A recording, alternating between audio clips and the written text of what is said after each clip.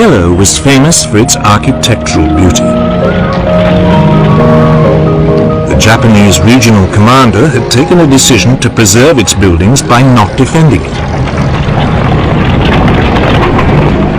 But the junior Japanese garrison commander disobeyed orders and refused to withdraw. His 20,000 troops pledged to defend Manila to the death.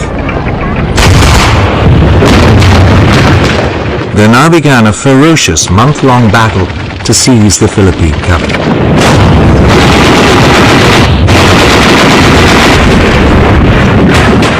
The US troops fought their way into the city.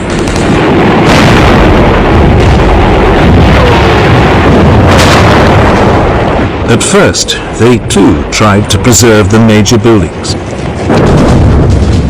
But as they ran into snipers, machine gun nests and hidden artillery, they were forced to reduce much of the city to rubble.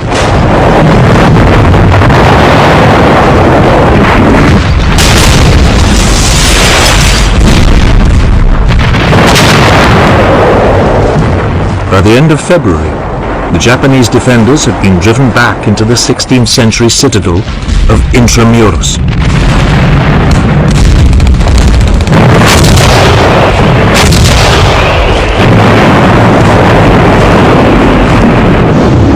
It would take another week of fierce fighting to flush them out.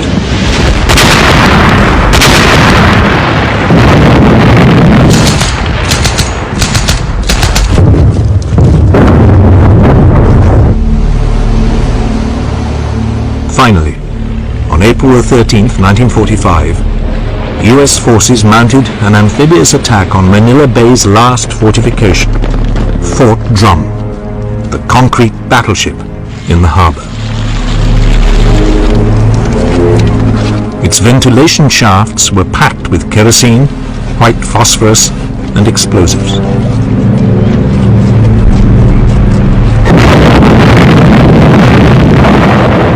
None of the defenders survived.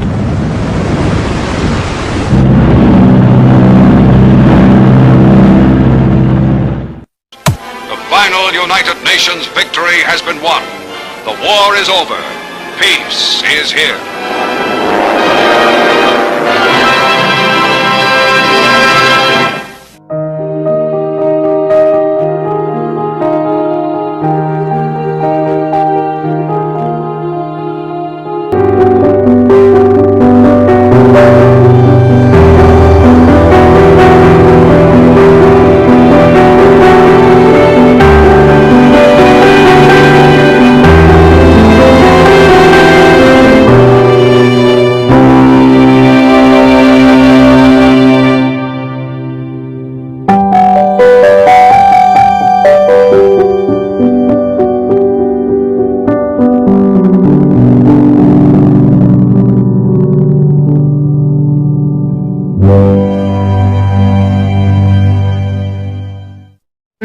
Sailors and airmen of the Allied Expeditionary Force, you are about to embark upon the great crusade toward which we have striven these many months.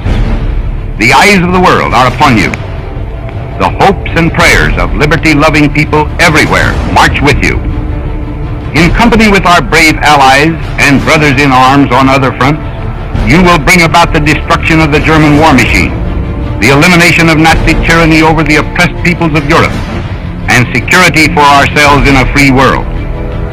Your task will not be an easy one. Your enemy is well-trained, well-equipped, and battle-hardened. He will fight savagely.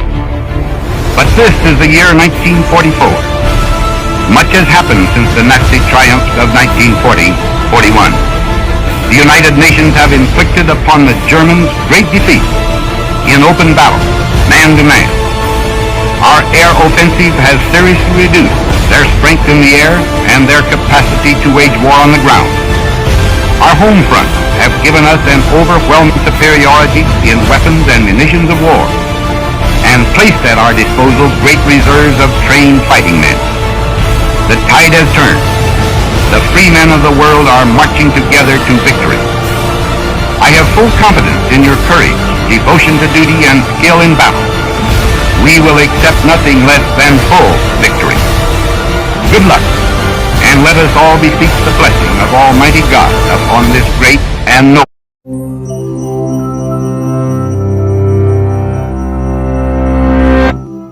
The year was 1776. In Bavaria, new ideals of rationalism, religious freedom, and universal human rights competed with the Catholic Church's heavy influence over public affairs. Across the Atlantic, a new nation staked its claim for independence on the basis of these ideas. But back in Bavaria, law professor Adam Weishaupt's attempts to teach secular philosophy continued to be frustrated.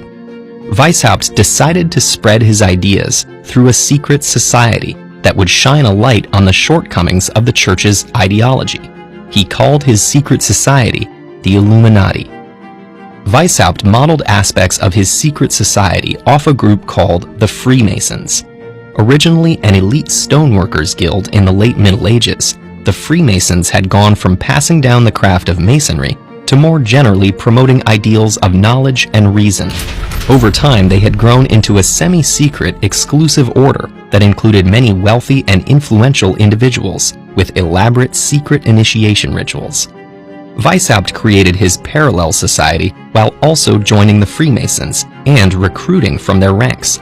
He adopted the codename Spartacus for himself, after the famed leader of the Roman slave revolt. Early members became the Illuminati's ruling council, or Areopagus. One of these members, Baron Adolf Knigge, was also a Freemason and became an influential recruiter. With Knigge's help, the Illuminati expanded their numbers, gained influence within several Masonic chapters, and incorporated Masonic rituals. By 1784, there were over 600 members, including influential scholars and politicians. As the Illuminati gained members, the American Revolution also gained momentum. Thomas Jefferson would later cite Weishaupt as an inspiration. European monarchs and clergy were fearful of similar revolts on their home soil.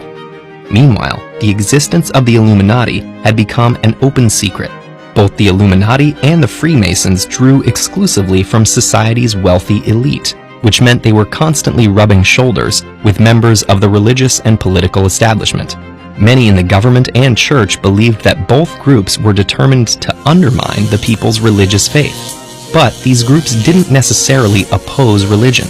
They just believed it should be kept separate from governance. Still, the suspicious Bavarian government started keeping records of alleged members of the Illuminati. Just as Illuminati members began to secure important positions in local governments and universities, a 1784 decree by Duke Karl Theodor of Bavaria banned all secret societies. While a public ban on something ostensibly secret might seem difficult to enforce, in this case it worked. Only 9 years after its founding, the group dissolved, their records were seized, and Weishaupt forced into exile.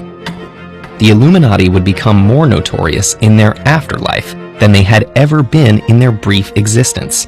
A decade later, in the aftermath of the French Revolution, conservative authors claimed the Illuminati had survived their banishment and orchestrated the overthrow of the monarchy. In the United States, preacher Jedediah Morse promoted similar ideas of an Illuminati conspiracy against the government.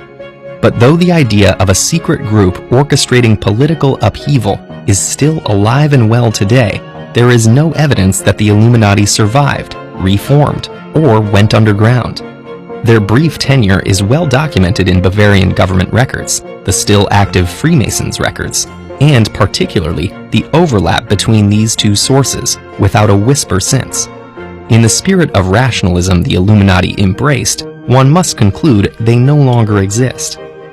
But the ideas that spurred Weishaupt to found the Illuminati still spread, becoming the basis for many Western governments today. These ideas didn't start or end with the Illuminati. Instead, it was one community that represented a wave of change that was already underway when it was founded, and continued long after it ended.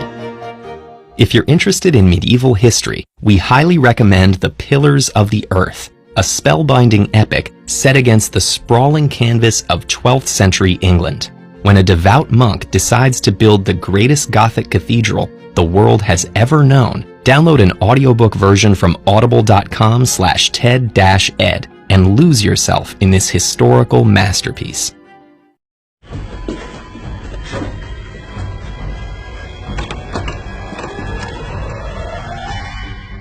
The Illuminati's that shadowy cabal that controls the entire world and ensures free will's an illusion.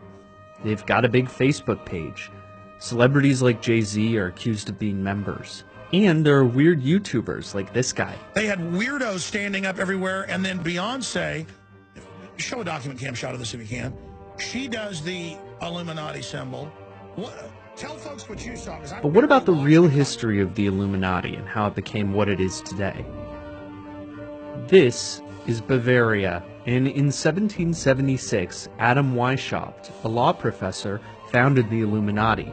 It's real. He wanted to spread Enlightenment ideals around the world. The goal was to infiltrate the monarchy and make them more enlightened by entering their ranks. Even though they were so high-minded, they had weird rituals. See these owls? The Illuminati really loved them.